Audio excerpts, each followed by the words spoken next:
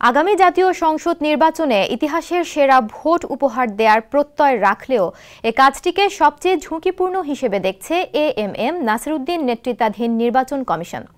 এ লক্ষ্যে ভোট গ্রহণ কর্মকর্তাদের নৈতিকতা, পেশাদারিত্ব ও নিরপেক্ষতার সঙ্গে দায়িত্ব পালনের নির্দেশনা দিয়েছেন প্রধান নির্বাচন কমিশনার এএমএম নাসিরউদ্দিন। একই সঙ্গে বিতর্কিত ভোটের জন্য সাবেক 2 সিইসিকে কারাবন্দী ও জুতার মালা দেওয়ার ঘটনার উদ্বেগের বিষয়টিও তুলে ধরেন নির্বাচন কমিশনাররা।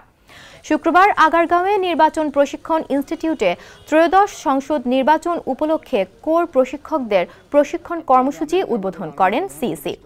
এ সময় প্রধান নির্বাচন কমিশনার ভোট গ্রহণে সম্পৃক্ত নির্বাচন কর্মকর্তাদের আইন বিধি জানার পাশাপাশি নৈতিকতা, সততার সঙ্গে নিরপেক্ষতা বজায় রাখার নির্দেশনা দেন।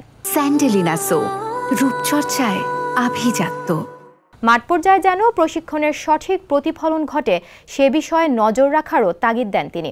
একই সাথে এআই এর অপব্যবহার রোধে সচেতন হওয়ার পরামর্শ দেন। কর্মকর্তাদের উদ্দেশ্যে সিইসি বলেন, আমাদের সামনে নতুন নতুন চ্যালেঞ্জ আসবে অপতথ্য, মিথ্যা তথ্য নিয়ে। প্রত্যন্ত অঞ্চলে যেন এটা প্রপারলি অ্যাড্রেস হয় সে বার্তা পৌঁছে দিতে হবে। আইন কানুনের বিষয়ে জানতে হবে। যে কোনো ধরনের নতুন চ্যালেঞ্জ এলে তা মোকাবেলার জন্য প্রস্তুত থাকতে হবে। নির্বাচন কমিশনার আব্দুর রহমান এল মাসুদ বলেন, প্রশ্নবিদ্ধ ভোটকে বৈধতা দেওয়ার দায়ে সাবেক সিইসিকে জুতার মালা পরানো হয়েছে।